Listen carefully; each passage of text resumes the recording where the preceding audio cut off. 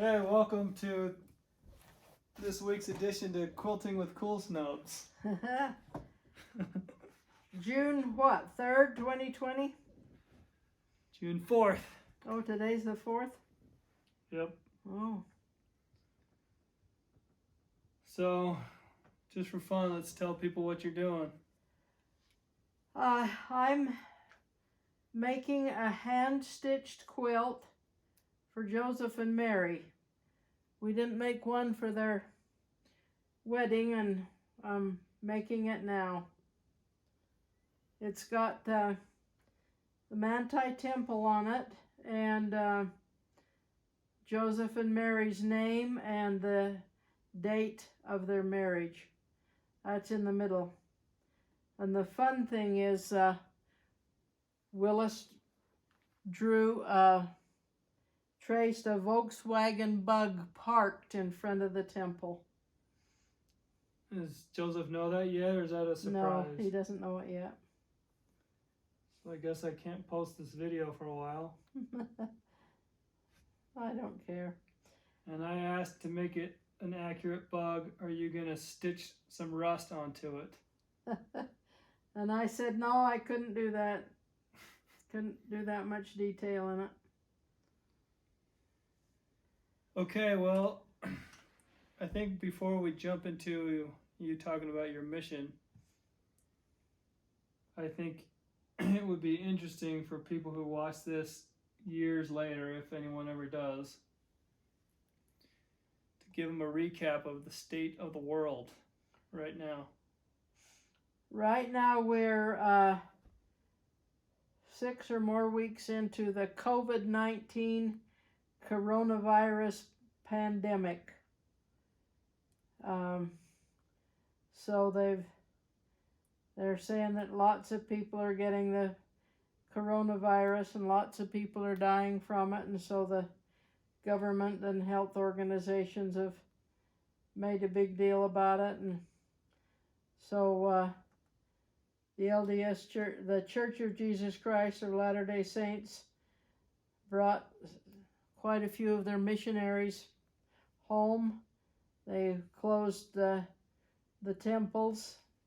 They're opening them a little bit now for marriages if the people have already had their endowment.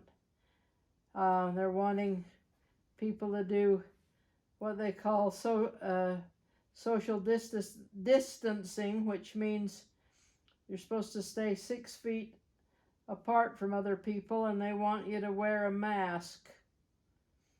So a lot of businesses, well, they shut down a lot of businesses. Couldn't eat in a restaurant. You couldn't go to the gym. Couldn't go to church. So it's been about 3 months. I haven't been to church in 3 months, and I've worked from home for about 3 months.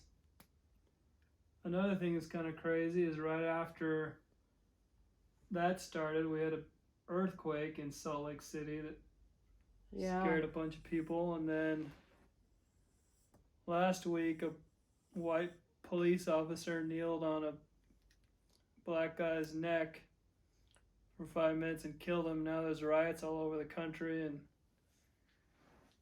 this whole week in Salt Lake there's a curfew. You're not supposed to be out past 8 p.m. Is this the craziest times you've ever lived in, or not really? Well, this coronavirus is the craziest thing. Let the government shut down the businesses and make people go bankrupt and lose their jobs and all that. But in the 60s, it was really volatile.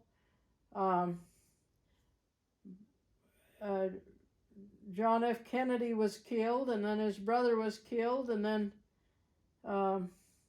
Martin Luther King Jr. was killed. Rodney, somebody, a black guy, was killed in Watts, California, and they burned that whole city down. Rioters, but they didn't have it as organized as they do now. They didn't have paid rioters all over the United States like they do now. I think that a lot of the protesters are mercenaries that are paid to cause trouble. And some are just punk kids that have an excuse to be destructive. Huh?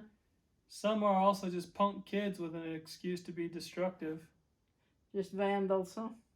Yeah, some of the videos are kids with backpacks on, tipping cars and lighting them on fire that don't care about the guy that got hurt, even though it's sad that happened to that guy. Okay, well, we can move on.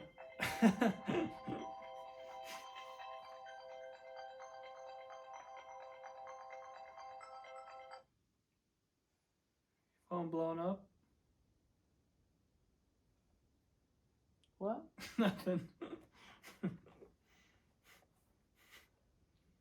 Okay, you want to talk about your mission now? Sure.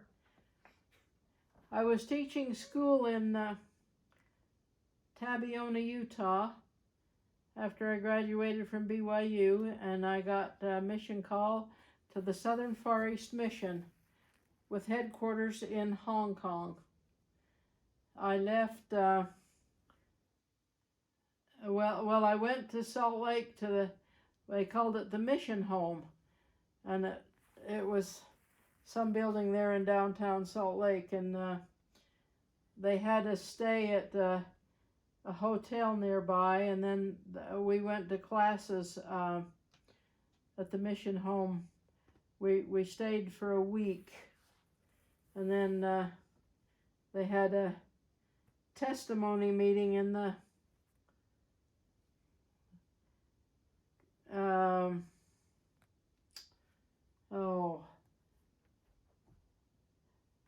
the building on Temple Square that's not the Tabernacle.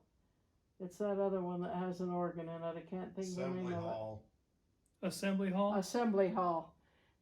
So all the missionaries that were leaving that week had a testimony meeting, and I got to stand up in the Assembly Hall and say mine, and my parents were there and proud of me. Then I got on the airplane in Salt Lake City, and we flew to San Francisco.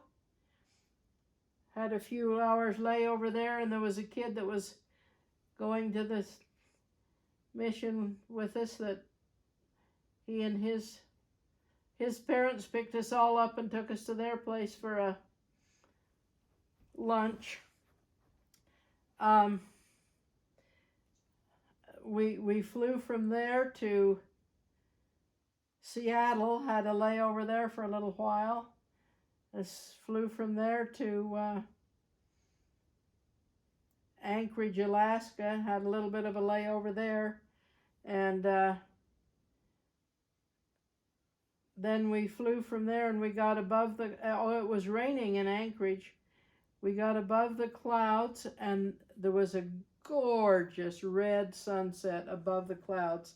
The clouds were fluffy, and it looked like a puffy red carpet. In those days, if you were on an airline any length of time, they fed you a good meal. So they fed us a meal going from Salt Lake to San Francisco, and from San Francisco to Seattle, and from Seattle to Anchorage. They probably didn't give us one that night because it was nighttime. And we landed in Tokyo and went to a hotel there and had breakfast in the morning, and then back to the airport and on to Hong Kong. And was 45 hours from the time I left Salt Lake till I got to Hong Kong, which included the sleepover in Tokyo. If I remember right, it was 18 flying hours. When I got off the plane in Hong Kong in June of 1962, I walked off the plane, and the humidity and the heat felt like a wet blanket hit me in the face. Was that the first time you felt humidity in your life? Yeah, first time I'd ever felt humidity. Did you have any language training before you left? No language training before I left. Didn't even know how to say jiaozi. Didn't even know how to say jiaozi. They didn't have any language training at all in those days before you went right to the mission field. They started the MTC later. So we were in Hong Kong a little while. The mission president interviewed me and said that he wanted me to serve in the zone of Taiwan, which was the Republic of Free China, the island off of the mainland. Prior to that, it used to be called Formosa, but I don't think anybody knows the name Formosa anymore. So, what areas were in your mission? Hong Kong and Taiwan? Yeah, Hong Kong was the headquarters, but I never did missionary work there. Or was there anything else? Like, No. Korea wasn't part of your mission, right? No. Oh, no, Korea was not, but and we didn't have missionaries in these places, but our mission included all of the southern Far East, which included Vietnam and Thailand and India and all that stuff. But we only had missionaries in Hong Kong, Taiwan, Guam, and the Philippines. But the southern Far East included all that other stuff. President Hinckley had just been made a member of the Council of the 12 shortly before that. In fact,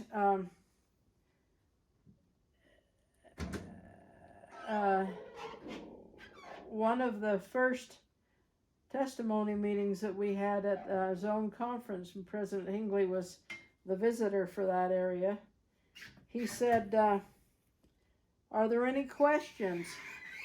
And I said, "Yes, who's the new apostle?" And he said, "Oh my goodness, you people are remote out over here. You don't get any news. The new apostle is Thomas S. Monson."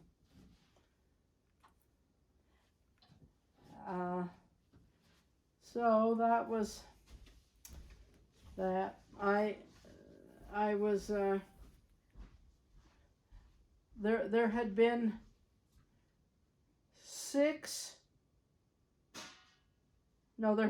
4 missionary sisters in Taiwan before the 6 of us got there. There had been some native Chinese sister missionaries, but so relatively speaking, I was one of the first sister missionaries in Taiwan. Right off the bat, I was assigned to be the junior companion of Sister Davies, and she hadn't been there very long. She was scared to death of being the senior companion. She didn't know the language very well, and anyway, they sent us down island to Taichung, and she was trying to learn the discussions in Chinese. I didn't know squat. I didn't know anything.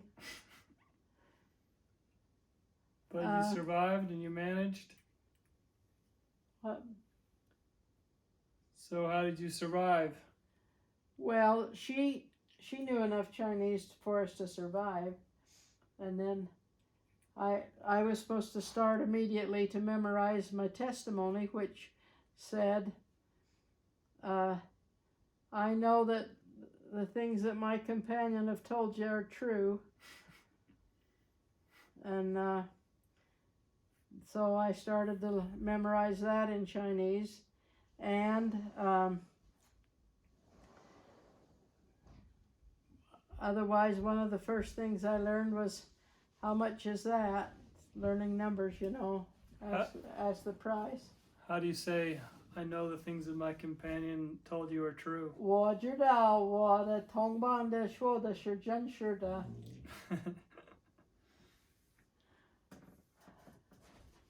Pretty good. You still remember it. And 多少钱? That's how much is it? How much money is it? How do you say companion? Tong ban.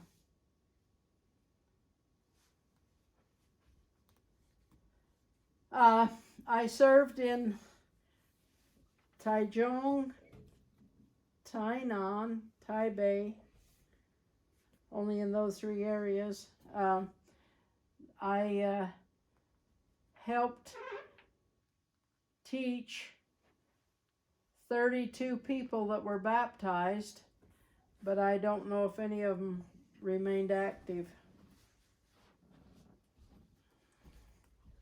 How do you say to companion again? Tongban. Guess how you say it in Korean. Tongbanja. Oh, that's interesting. Tongbanja, huh? Without the tones. So what was Taiwan like? It was very primitive when I got there. There were ox carts in the street. There were a few Japanese-made automobiles that served as taxis. Mostly people's transportation was bicycle. One or two motor scooters. Almost no one owned a car, except for some rich Americans. The U.S. had a military presence in Taiwan then. We were protecting Taiwan from the mainland. And so there were military bases, and there were American military personnel that were really good to the missionaries. We spent Christmas with them. Taiwan, Christmas was not a Chinese holiday. Now, it has become such now for the commercialism, but they weren't a Christian nation.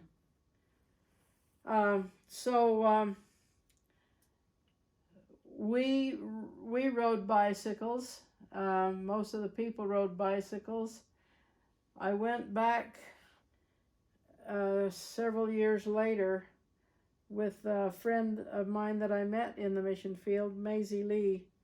She had me go along with her from here. She came over to go to school. I got home from my mission in June of '64, and she came in September. She went to BYU, and then she taught at BYU. And she had a niece was getting married in Taiwan, and I went back with her then. And so that was in 1989. And oh, it had changed. My goodness, there were cars all over the place, and they'd even made freeways, and the cars were just as crowded as if sands of the sea. If you'd ever gotten in a wreck in the middle of that stuff, I don't know if you'd had to have a helicopter pull you up out of it, I think. When you were there on your mission and people rode bikes around, did they pile a bunch of people on one bike? They piled a bunch of people on one bike. Sometimes it was a whole family. Is that the way it was in Korea? No. Probably the same time you were on your mission, it was probably like that. But not when I was there. Yeah.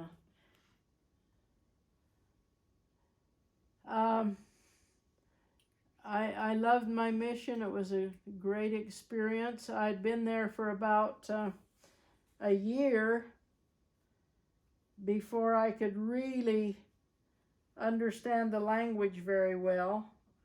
I had a companion named Sister Dudley that she was really neat, really sweet. She wasn't really excellent with the language, but she learned it kind of elementary, like you'd talk to children kind of.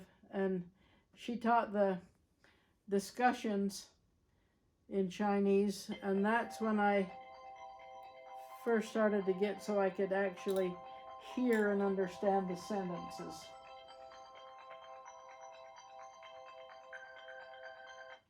And that's when I'd been there about a year. But because of Maisie, that's the Chinese girl that I met there that came over here, and I was good friends with her here. She spoke Chinese to me after I got home and my language improved. But you were there 2 years, right? I was there 2 years, from June 62 to June 64.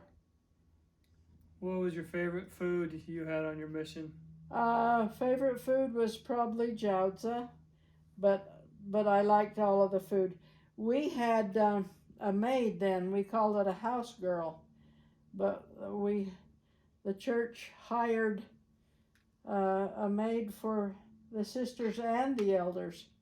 Then later they quit doing that. Well, before they quit that, they fixed it up so that the sisters had a female maid and the elders had a male. They called him a houseboy, but he did the shopping and cooking. But then a little while after I got home, they discontinued that. So you had someone cook your meals most of the time? Our house girl cooked lunch and supper 6 days a week. So on Sunday, we didn't hire them to work on Sunday, so we were on our own on Sunday. So we didn't know how to cook. We didn't know how to shop. We didn't know how to. They didn't have prepackaged food and chips and all that kind of stuff. You had to cook like the natives, and we didn't know how to do that. So at first,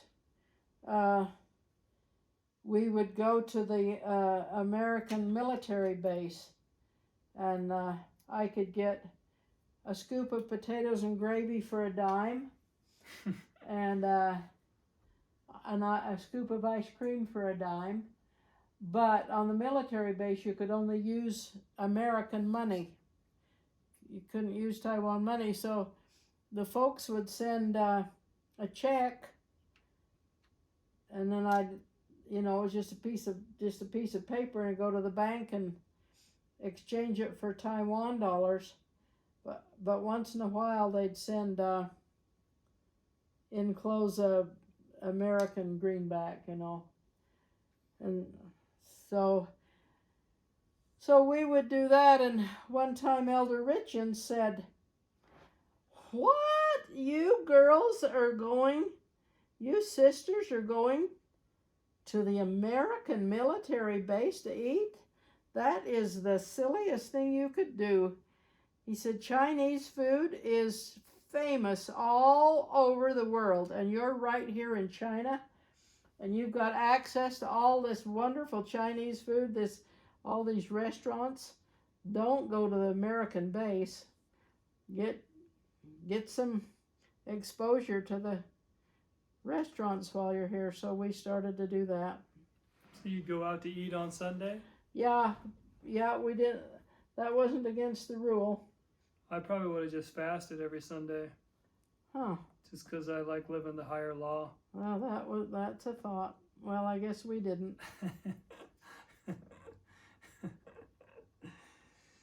So, did you ever cook for yourself? No. Then why do you cook for us now? Maisie taught me how after I got home.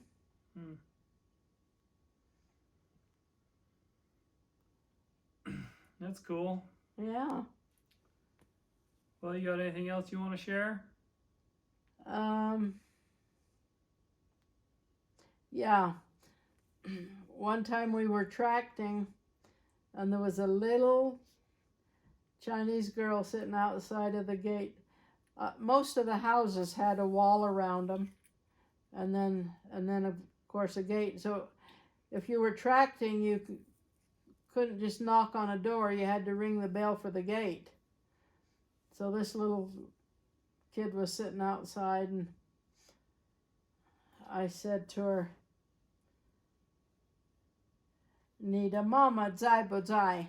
And that says, is your mama home? She said, 我不晓得. That means I don't know. I said, 你的爸爸在不在? That says your father home. She said, 我不晓得. I said, is your brother home? She said, 我不晓得.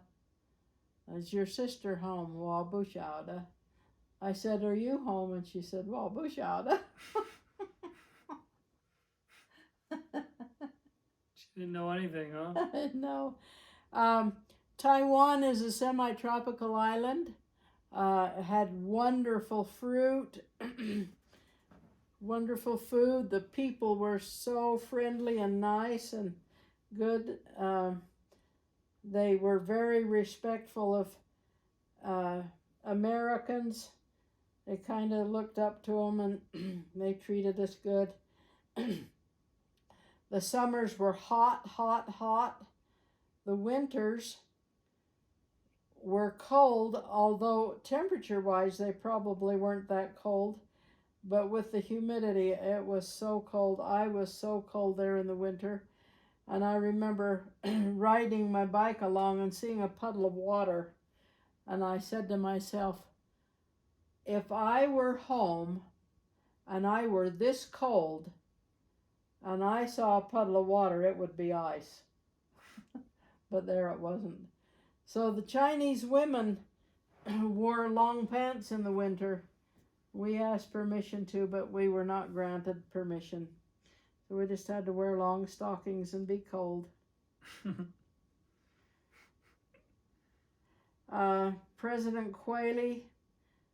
President Taylor was our president when I got there, and President Quayle replaced him before I left. Had several companions, really good sisters. You never had a native companion? I did have a native companion. When I first, it probably was the first week I got there. We were invited out to eat, and my habit at home was if I had something on my plate that I didn't like, I would eat it first so that I could get through with it and then enjoy the food that was left. So I was using that strategy, and there was some kind of yucky something or other from the ocean. The girl that invited us, she could speak English some, and she called it mollusca. So I don't know if it was a slug or a octopus or what it was, but it was just gross. It was just, the chewy? Texture was just yuck, huh? Was it chewy? Rubbery? Uh-huh. And so the people, they put this stuff on my plate, so I ate it, and I thought, well, I'll get done with that so I can have some of this good food. And my word, I got it eaten, and there was more. Oh, I thought, oh my gosh. So the kind, generous gal that had invited us to dinner supposed that I liked that because I was eating it. So every time I needed it gone, she'd replace it. So as soon as I figured that out, I didn't take one more bite of it.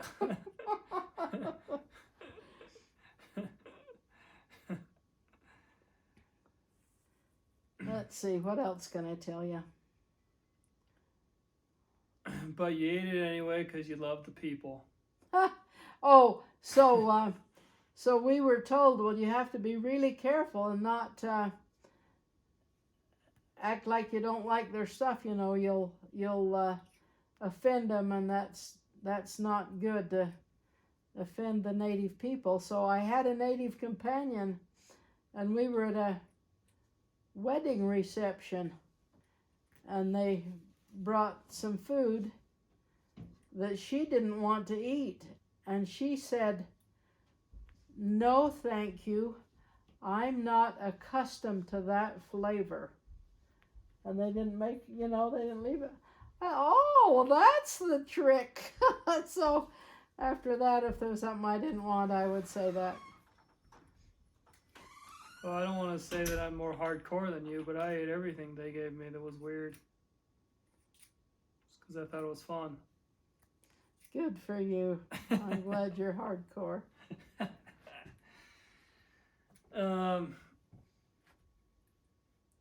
I went to China once. You did? Yeah, and I went to this restaurant. It was like a Chinese version of Panda Express. You pick your rice and you pick your two sides. And we got some chicken or something, and then I got this thing of pork that looked pretty good.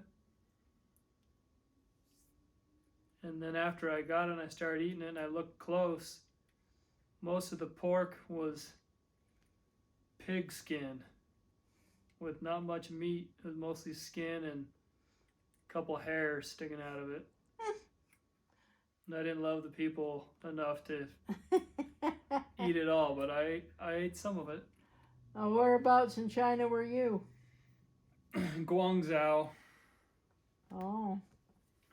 But it's not about your mission, so I guess I shouldn't talk about it. Well, I ran out of thread quite a while ago.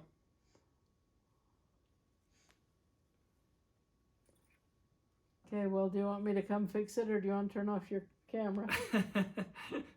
You done talking about your mission? Unless you can think of more questions. No, I don't think so. All right, wave goodbye then. Goodbye.